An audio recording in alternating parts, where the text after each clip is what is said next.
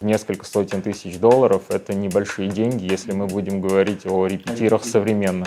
Началось все за здравие, закончилось за упокой, как это часто бывает. Его называют отцом всех независимых часовых компаний, но Дэниел Рота называют дедушкой. Цен, опять же, рыночных нету, кто сколько хочет, столько и просит. Часы, к которым прикладывал руку Филипп Дюфур, цены на них измеряются уже там 6 нулями. Всех вообще моделей того самого первого поколения было выпущено где-то порядка 3000 штук. Я, когда ему продал, я говорю, это для Жана Арно. Для владельца LVMH. Сына владельца. Друзья, здравствуйте! Сегодня мы поговорим про человека, благодаря которому мы знаем сегодняшний бренд Breguet. Про человека, благодаря которому мы знаем сегодняшние понятия независимые часовщики, независимые мастера. И про человека, благодаря которому мы знаем сегодняшние понятия нео-винтаж в часах. А поговорим мы с Амбиком Тывмасяном, членом команды Ломбарда Фрезер. Добрый день, Амбик. Здравствуйте. И сразу хочу начать с конца, задать вопрос, а многие ли люди в России знают понятие нео-винтаж и что это понятие обозначает? Потому что на русском языке я его практически не встречал. Честно говоря, мне сложно судить, насколько российская аудитория и часовое сообщество в курсе о таком понятии, но мировое, европейское, азиатское, с американскими я меньше контактирую. Вот такое глобальное сообщество, да, в этом сообществе термин нео-винтаж, он уже утвердился окончательно там последние 2 года точно. А что он означает? Нео-винтаж – это категория часов, которые были произведены с 1980 года до начала 2000-х годов. Долгое время непонятно было, как называть, вроде это было совсем недавно, а вроде уже давно, поэтому мешкались коллекционеры. Да. А потом, само собой, как-то выработалось такое слово нео-винтаж. То есть винтаж – это часы, которые были произведены в 50-х, 60-х и, может быть, 70-х, а вот период после 70-х, начиная с 80-х, это нео-винтаж. Ну и раньше 50-х тоже винтаж. И какие бренды, какие часы попадают в эту категорию? Что там было интересного? Первое, что приходит в голову, марки, которые приходят в голову при упоминании нео-винтажа, это Breguet, Дэниел Рот, Пармиджани, Адемар Пиге, Вашерон Константи. То есть это, в принципе, все те же самые бренды и несколько молодых швейцарских брендов, которые были активны в этот период. Бланпа, например. Ну и вы начали с перечисления Breguet, Дэниел Рот. А я сказал, что сегодняшняя наша встреча посвящена как раз-таки бренду Дэниел Рот. Вопрос к вам. Я знаю, что вот сегодняшняя наша встреча, она связана вовсе даже не с бизнесом ломбардным по продаже часов, а связана с личным увлечением определенными брендами.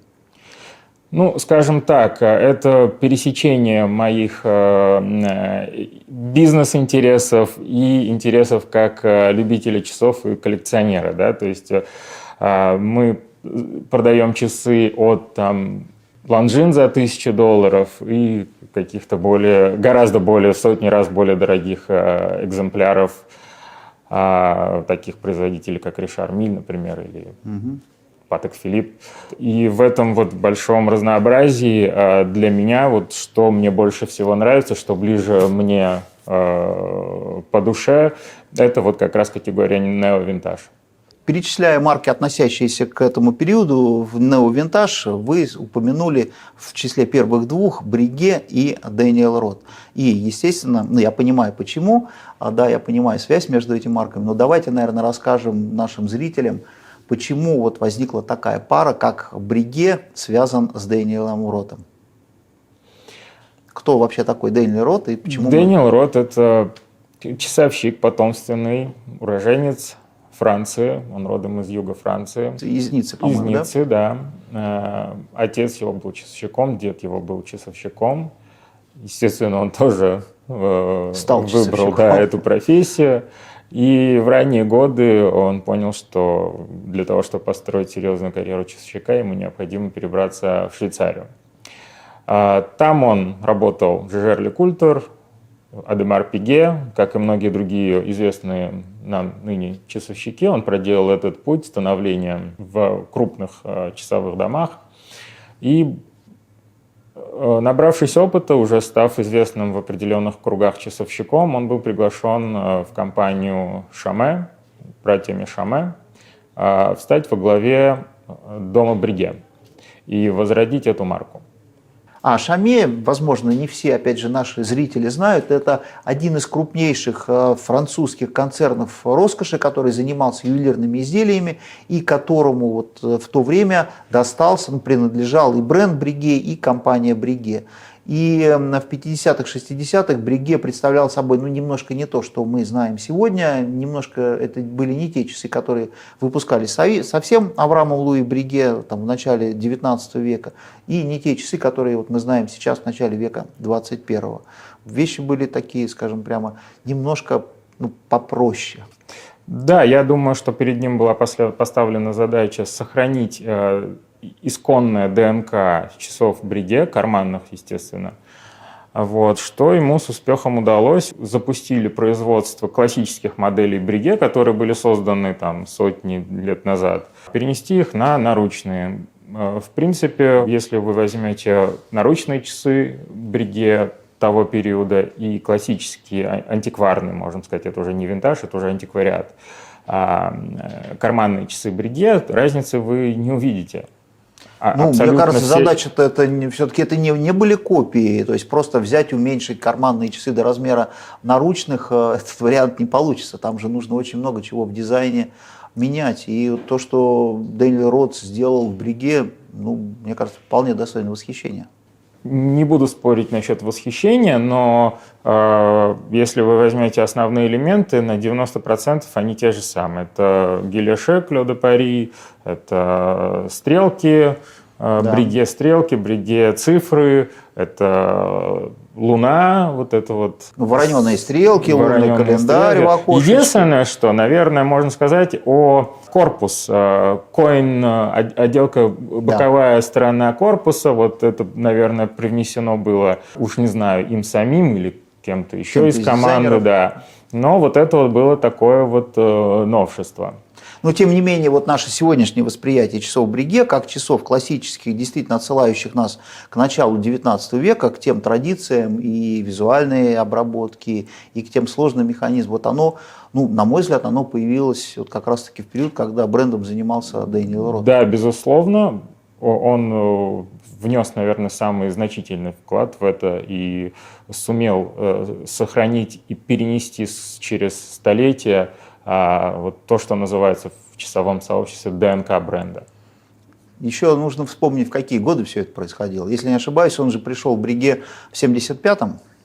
То есть это время, когда швейцарский часпром благополучно разваливался.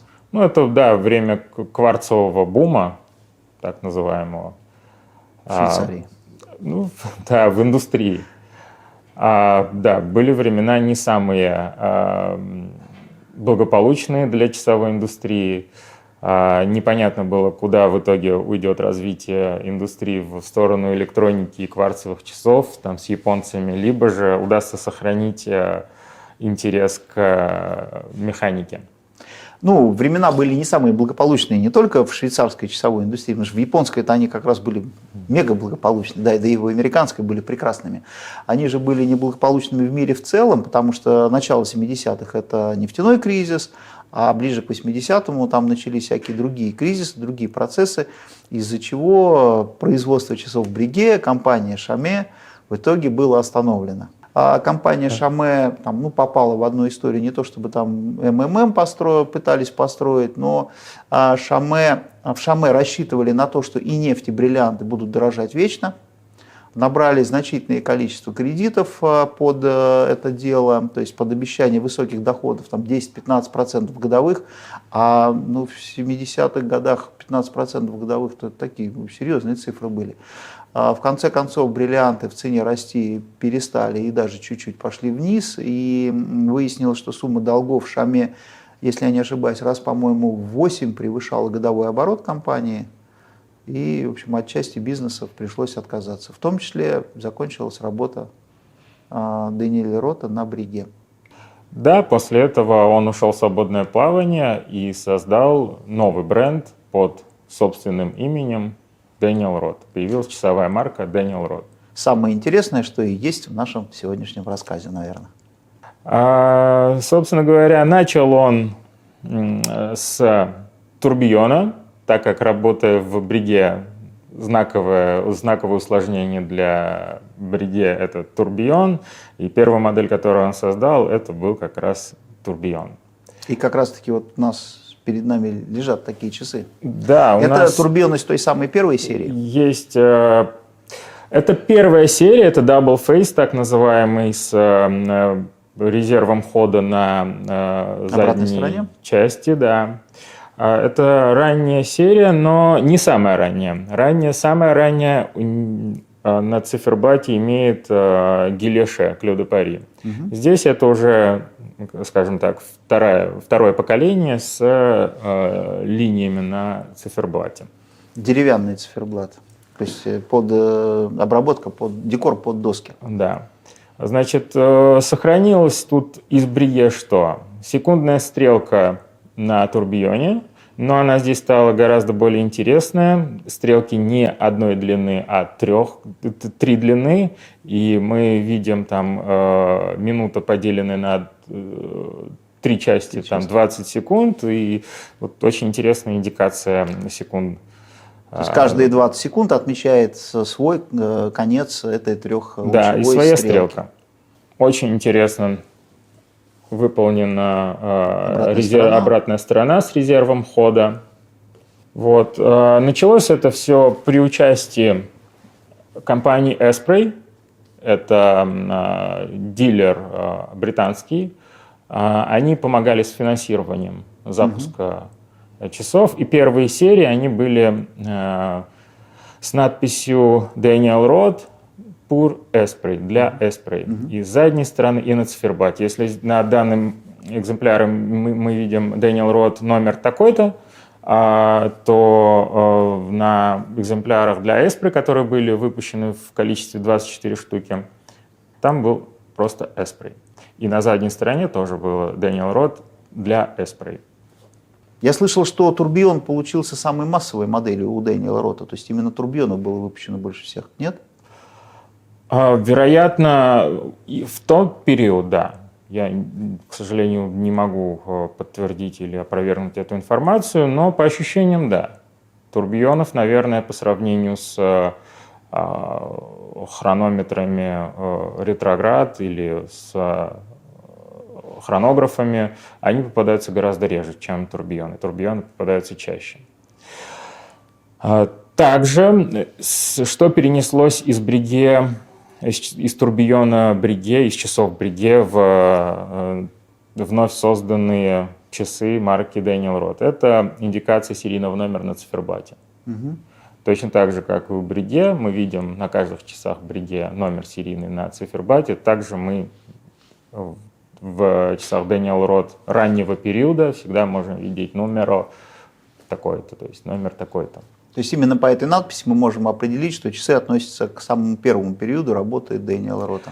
Да, но есть исключения. Например, вечный календарь, который относится к данному периоду, но уже более поздней стадии. На вечных календарях нету номера серийного на циферблате. Не поместился он там внизу. Тут, я думаю, дело не в том, что он поместился или не поместился. Видимо, причины были несколько другими. И мне кажется, что помимо отделки циферблата, которая похожа в этих часах на отделку циферблата в бриге, которую Дэниел Род делал, работая на бриге, и которая была для того времени, для 70-х, 80-х годов совершенно необычна в часах, он принес сюда еще один элемент дизайна, это вот такой необычный корпус. Корпус – это вообще его самая, наверное, узнаваемая фишка, как можно сказать, да, потому что до него эту форму никто так не использовал широко. Он взял эту форму как за основу, и все часы были выполнены исключительно вот в этом формате. То есть можно назвать эту форму эллипсом, можно обрезанным кругом или скругленным квадратом. кому как больше нравится. Но форма достаточно интересная, и все часы, которые выпускались тогда, они были еще и достаточно тонкими, они очень хорошо лежали на руке. И размеры, кстати, были по тем временам относительно крупные, заметные, но не монстрообразные. Ну, это характерно для всех часов категории Neo Vintage. Ну, мода такая была. Сейчас, кстати говоря, потихоньку маленькие часы снова становятся актуальными.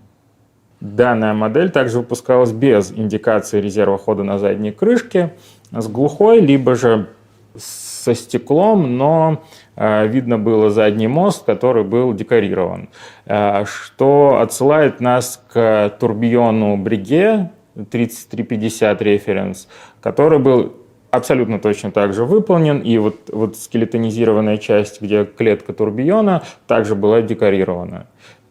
И они, вот эти две модели, они абсолютно идентичны. Сразу видно, что родство, да, родство сразу чувствуется.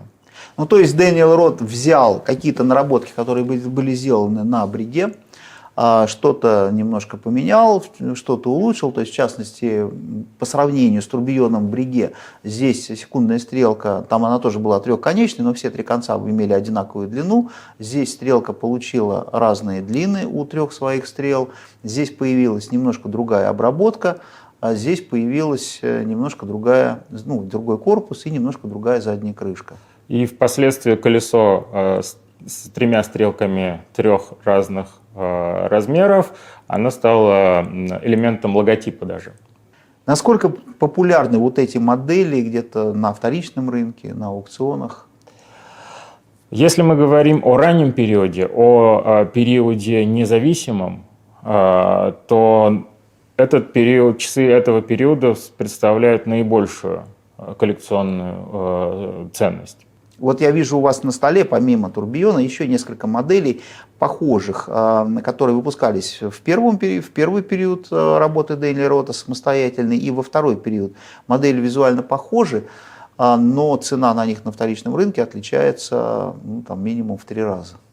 Да, кратно отличается, например, хронограф на Эль Примера и хронограф на Лимане, который более раннего периода. У нас они здесь представлены. Основное их отличие – это то, что на хронографе Эль Примера 3 регистра, на Лимане 2 регистра. Также на Эль Пример уже добавили дату и более раздутый, более большой корпус, что было актуально для того периода.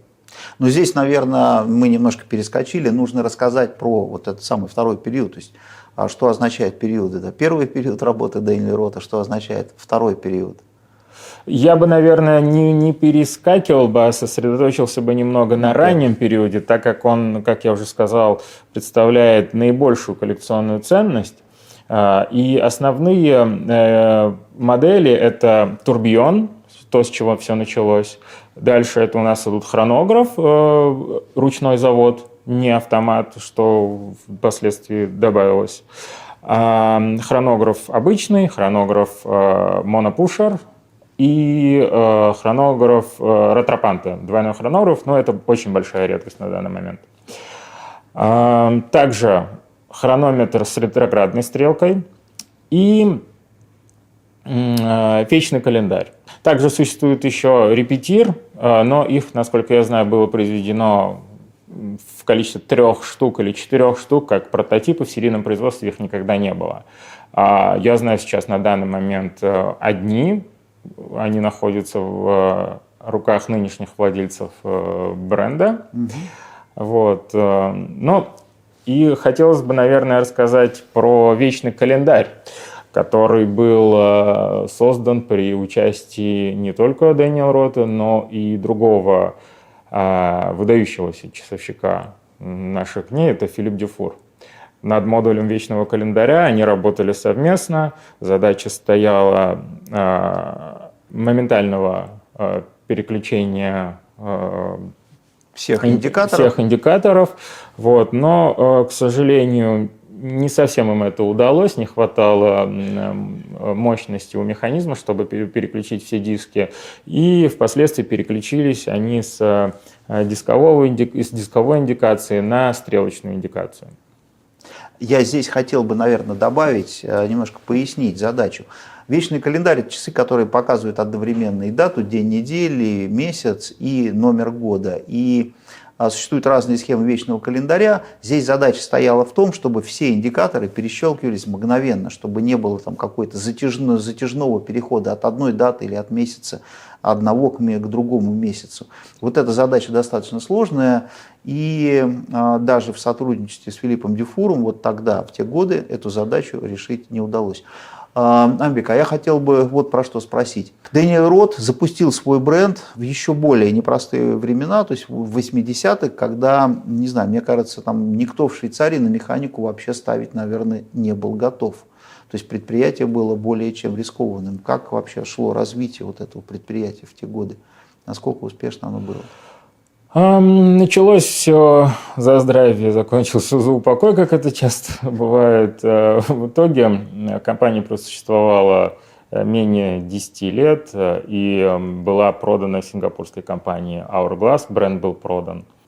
Часто бывает, что при продаже имени часовая марка, она без присутствия носителя этого имени, то есть часовщика самого, теряется. Работать не может и теряется. Но нет, под руководством сингапурцев компания успешно функционировала, появлялись новые модели, которые на данный момент тоже представляют определенную коллекционную ценность. Вот, поэтому я оцениваю высоко вклад азиатов в развитие этой марки. Ну, мне вот как раз те модели, которые производились в период Hourglass, мне не очень нравятся, потому что здесь даже корпуса на похожих моделях стали другие, они поменялись в размерах, они стали больше, наверное, такие веяния времени такое было, но они немножко поменяли пропорции, и вот в итоге часы выглядят не такими интересными, не такими гармоничными, как они были в первом периоде. Ну, надо понимать, что это все-таки бизнес, и бизнес-интересы диктуют определенные какие-то свои требования.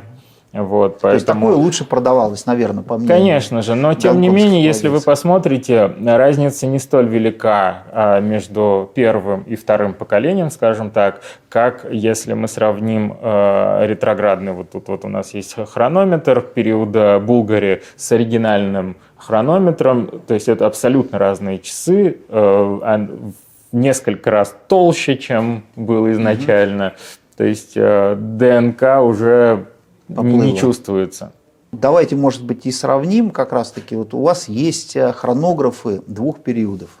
И мне кажется, интересно сравнить и визуальные, и технические, наверное, отличия одного от других. Главное отличие – это 2 регистра на первом поколении и 3 регистра на втором поколении. Наличие даты на более новой модели. И также механизм с лиманией на ручном заводе, на первых, на ранних версиях, переключились на El Primero автомат. То есть на зенитовский калибр. Да.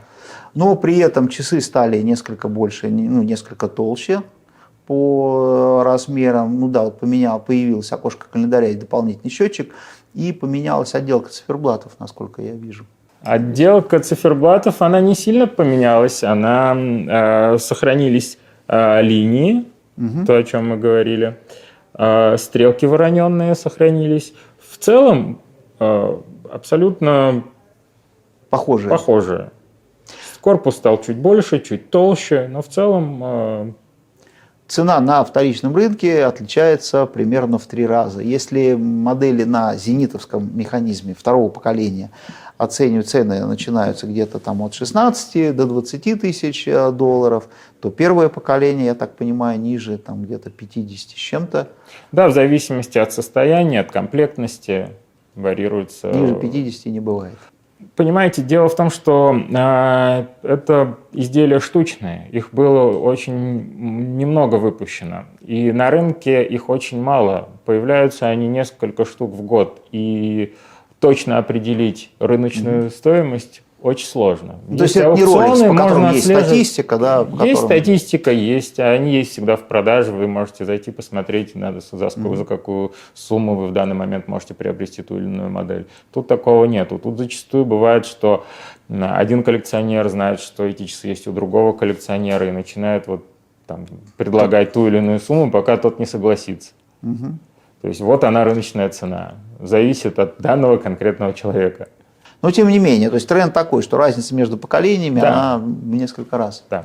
А что вообще происходит с ценами вот на часы Дейнли Рота и с часами, которые относятся к категории Neo Vintage? Почему мы вообще говорим про эту категорию?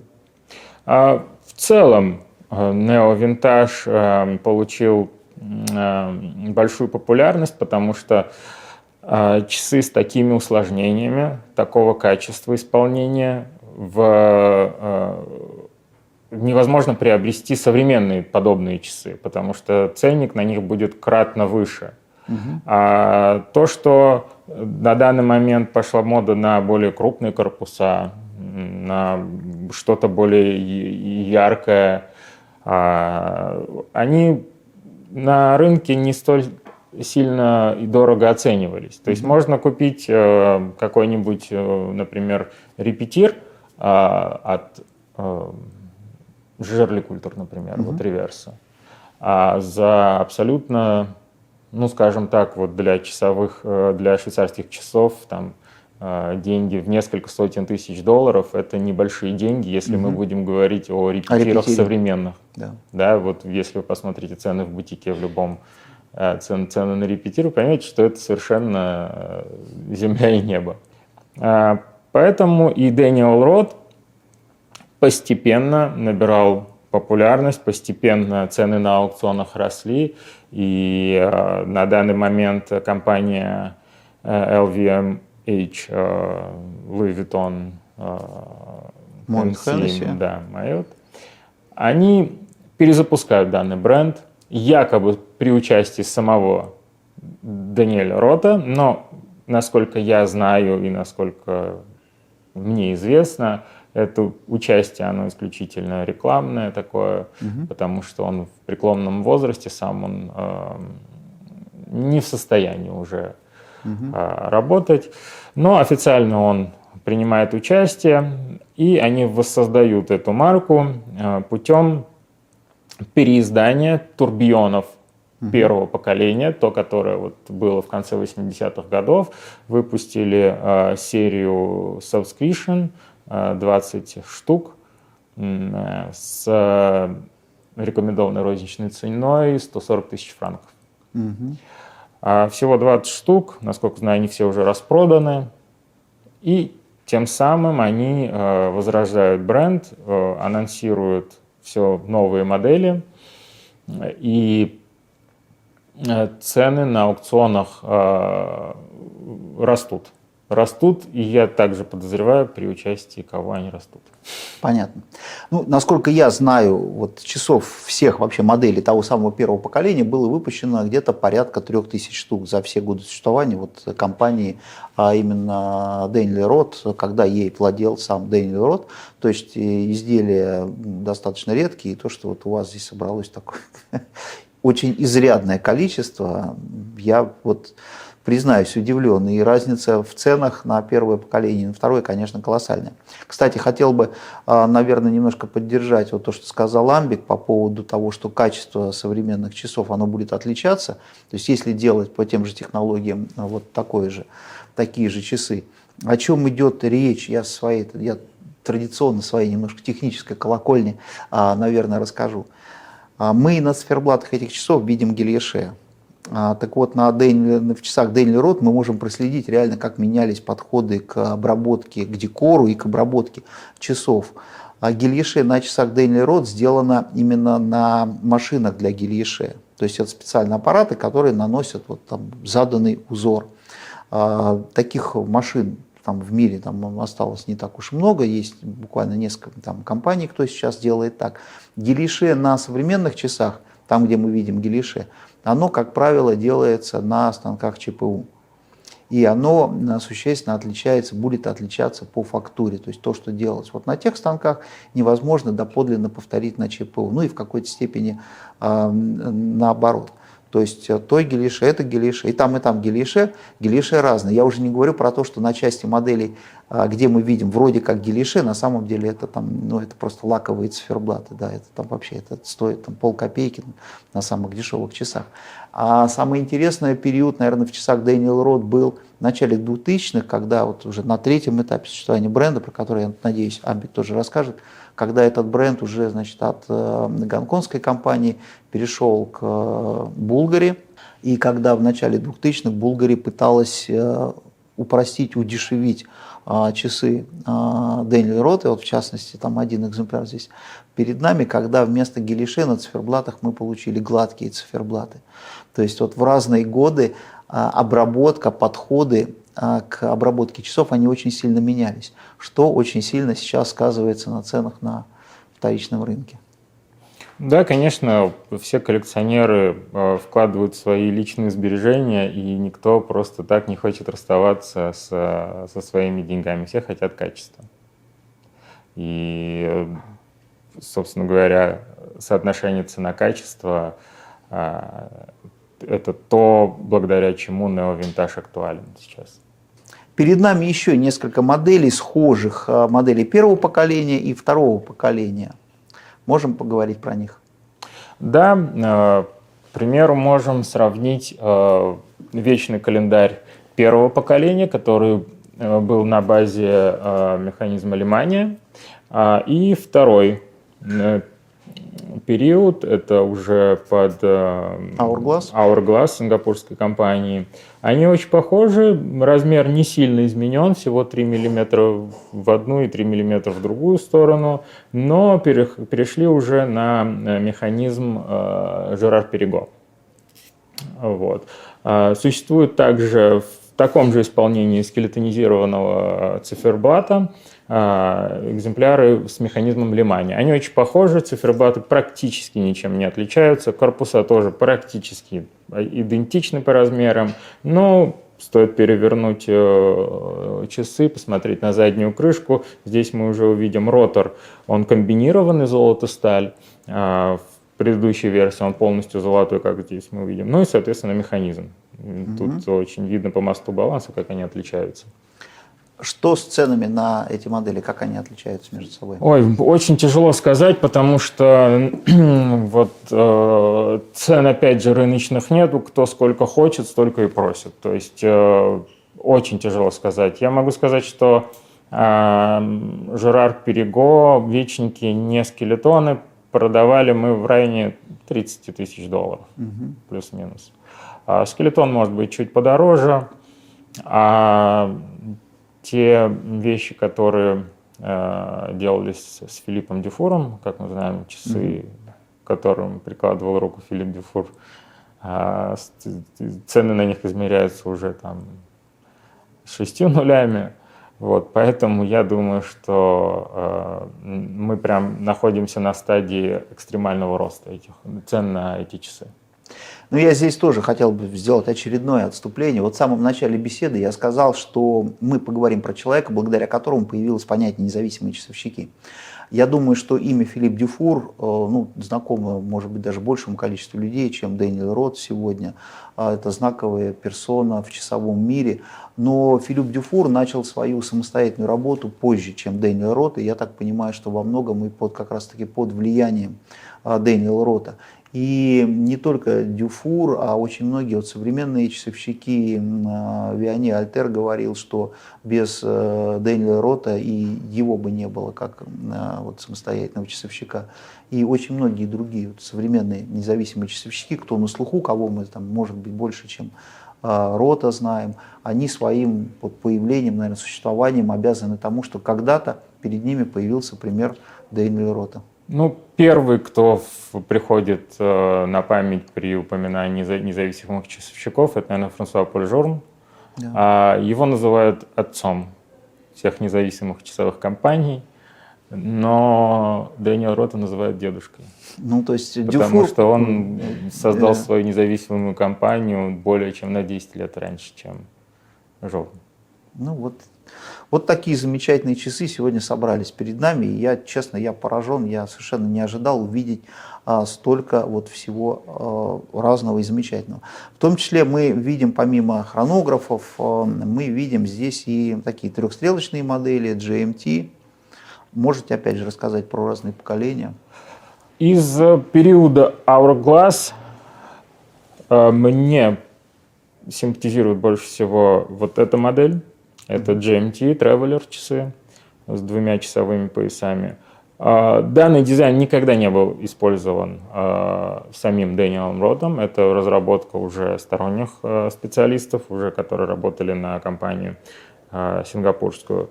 Но, на мой взгляд, максимально сохранено ДНК. Очень небольшой у них, скажем так, корпус, тонкий, лаконичный циферблат, циклоп. Все очень выдержано, и, на мой взгляд, это лучшее из того периода. Трехстрелочники? Я бы хотел не на трехстрелочники обратить, а все-таки вернуться еще раз к хронографам, потому что именно хронографы этого периода, хоть они дешевле и не так ценятся, как хронографы на Лемании, но они интересны тем, что у них они выпускались в различных цветовых вариантах. Вот на данный момент у меня в руках часы с синим циферблатом. Довольно-таки часто встречаются, но эти часы имеют часовые метки с бриллиантами. Это супер большая редкость. Я ранее не сталкивался никогда. Могу сказать с ответственностью, что это действительно большая редкость. Также есть желтые хронографы, зеленые хронографы, скелетон. Кстати говоря, из этого периода скелетонизированный циферблат, он имеет 2 регистра, но тоже с механизмом зенит Эль Примера. То есть третью стрелку просто не стали выводить на циферблат? Да, просто как вот в первичном варианте имеет 2 регистра, 2 накопителя. Я такого не видел, признаюсь. Да, у нас они достаточно часто встречаются, но на данный момент все распродали, все расхватили уже. Не жалко было расставаться? Честно... Я вот не очень понимаю, вы с одной стороны продаете, с другой стороны, ну так почти коллекционер. Вот как сочетается два отношения? Заработать денег? Значит, в данной ситуации нет, мне не жалко, мне эти часы не очень нравятся. Но если, например, возьмем Le Sentier, да, часы с интегрированным металлическим браслетом. У нас некоторое время назад данные часы были в 3 вариантах. Сталь, золото-сталь и золото. На данный момент, к сожалению, сейчас у меня в руках стальная версия. Но также у нас есть еще полностью из золота. Но вот биколор, то есть золото-сталь, увы, мы продали. И вот я об этом очень сильно сожалею, потому что я получал большое удовольствие. Вот когда ты берешь все 3 варианта в руки, все существуют, полная коллекция данной версии. Сколько примерно стоит? В районе 7-8 тысяч долларов. Да, стальная версия. И Le Sentier – это вторая, опять же, версия похожих часов. Я вижу у вас первую. Я, если честно, вообще не смог найти нигде вот, никаких упоминаний про такие часы. Да, наверное, это наиболее редкие часы того периода. И, к моему большому сожалению, наименее популярные. Я не знаю, почему, с чем это связано. Вероятно, с тем, что это часы слишком простой механизм, да? Никакого усложнения, все просто. 3 стрелки, апертура с датой. Но, на мой взгляд, все настолько лаконично все сделано, ничего лишнего. Обработка циферблата, стрелки, корпус, и они сидят на руке, ну, изумительно. Я периодически ношу их, и для меня это идеальные классические часы. Да, идеальный костюмник. В Hourglass периоде есть часы Papillon. К сожалению, у нас здесь не представлена данная модель. Их 2 версии. Первая версия была создана под руководством сингапурской компании Hourglass. И считается, что это последняя модель, к которой приложил руку сам Дэниел Рот.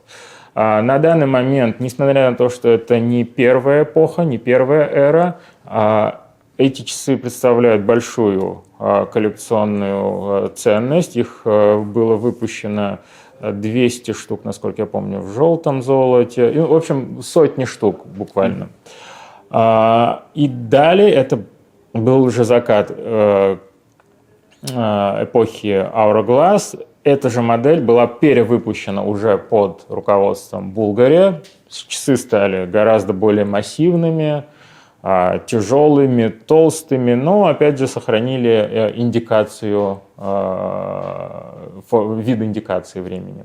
Ну и здесь нужно сказать, что ближе к концу 90-х дела у сингапурской компании, которая владела на тот момент брендом, пошли не так бодро, как им бы хотелось, и в силу там, каких-то причин они уступили этот бренд, эту компанию Daniel Roth, они уступили другой компании Bulgari. И начался третий этап существования бренда Daniel Roth, про который Тамбик и говорил. Ну, наверное, здесь особо рассказывать нечего. Это абсолютно коммерческая история. Много чего куда переходит. Да, и честно, мне нечего сказать про этот период. Наверное, самое значимое, что тут можно сказать, это то, что начали замещать Daniel Roth бренд, надпись на часах, надпись Bulgari. И вот эти часы данной узнаваемой формы уже выходили под брендом Bulgari, чего ранее, естественно, не было. Ну и пошли немножко другие циферблаты, про что я рассказывал, немножко другое оформление, то есть была попытка сыграть на увеличение количества продаж, видимо, то есть пошел тренд на определенное удешевление продукции, что, в общем-то, бывает, наверное, с разными брендами в разные эпохи. Я здесь, конечно, «Зенит» сразу вспоминаю, когда говорят про качание цен, потому что даже на моей памяти «Зенит» качался раза 4 в разные стороны. То они становились дороже, то они становились резко дешевле, потом опять дороже. Случается. И говоря про вот этот период, я хотел бы на что сделать акцент. Я в начале рассказа сказал, что мы будем говорить про человека, благодаря которому мы знаем понятие независимые часовщики. Вот мы немножко, с Амбиком уже коснулись. Вместе с компанией переходят, как правило, и права на бренд. И так получается, что права на имя Daniel Roth, они сейчас принадлежат уже не самому Daniel Roth, они принадлежат Bulgari, а потом Bulgari стала частью LVMH. И похожий путь на тот, который, собственно говоря, сам часовщик, который когда-то создал компанию, он, получается, отлучен от своего имени, не может его нигде использовать, даже, насколько я знаю, нигде в подписях на механизме Daniel Roth по тем контрактам, которые были, не имеет права сейчас использовать вообще как-либо свое имя и использовать как-либо свое имя в рекламе. Похожий путь прошли многие часовщики. Здесь можно вспомнить Винсента Калабрес, который работал сам по себе, потом пошел работать на Swatch Group, в итоге остался без своего имени. Можно вспомнить Мартина Брауна, который работал сам по себе, пришел во Франк Мюллер, остался без своего имени. Йорк Хайсек, дизайнер, которого многие ставят наравне с Джентой, то же самое, да, продал свою компанию, остался без своего имени. Видимо, в связи с этим Дэниел Рот создал новый бренд Жан-Даниэль Николя по имени своей супруги и сына, и он производил часы ручной работы, несколько штук в год. Можно представить себе, какая стоимость у этих часов. По тем же технологиям, которые были первого поколения. Сложные часы, чуть-чуть вытянутая уже форма, то есть они более продолговатую форму имеют. Турбионы, все, в принципе, те же усложнения, но это, если мы говорим о какой-то коллекционной ценности, но это уже не коллекционная ценность, это Но это единичные штучные товары. Я думаю, что максимум их там десятки всего было сделано. Но я слышал, что там какая-то модель была обещана, что произведут целых 20 штук. Произвели, не произвели 20, я не знаю. То есть он сам все делает, все собирает, поэтому, вероятно, и не дособрали эти все 20 штук. Но цены на них, они сопоставимы с часами Philippe Dufour. Амбик, вы сказали, что Daniel Roth – это одна из марок, которая относится к категории Neo Vintage, и что интерес к этому бренду растет. Хотел бы еще раз вернуться вот к вопросу о самой категории Neo Vintage. Что еще интересного там происходит, что происходит с ценами на эту марку, на другие марки? Мы сейчас находимся на стадии экстремального роста цен на данные часы первого периода, потому что связано это с перезапуском бренда. Часы на аукционах растут просто сотни процентов от одного к другому аукциону. Недавно мне удалось найти самые, наверное, редкие часы. Это Tourbillon для Esprit. Одни из 24. Сейчас данный экземпляр находится у владельцев компании. А что значит вам удалось найти и находится у владельцев компании? Это как-то тут здесь... Мне кажется, промежуточное звено вы забыли сказать. Промежуточное звено, да, я продал французскому дилеру, который, соответственно, продал. Когда ему продал, я говорю, это для Жана Арно. Для владельца LVMH. Сына владельца, который стоит во главе часового подразделения. Но он сначала хотел, да, но когда он уже понял, что я понимаю, что происходит, он сказал да. И в дальнейшем сам Жан позвонил, у нас состоялась беседа. Как простые вопросы, как у любого коллекционера, происхождение, провинанс, какой провинанс у этих часов, откуда, кто владеет. Ему рассказал, кто был оригинальным первым владельцем. Такая короткая беседа. Судя по тому, что владельцы бренда покупают старые редкие вещи, они всерьез нацелены на то, что бренд будет поднимать. Насколько мне известно, планируется создать музей Daniel Roth, поэтому активно участвуют в аукционах, покупают ценные экземпляры. В завершении, наверное, хотелось бы поделиться своими мыслями на дальнейшее развитие событий. Цены на турбионы того периода уже исчисляются сотнями тысяч долларов. Если мы посмотрим, например, результаты аукционов Sotheby's 5-летней, 6-летней, 7-летней давности, мы увидим, что они там ниже 20 торговались тысяч долларов.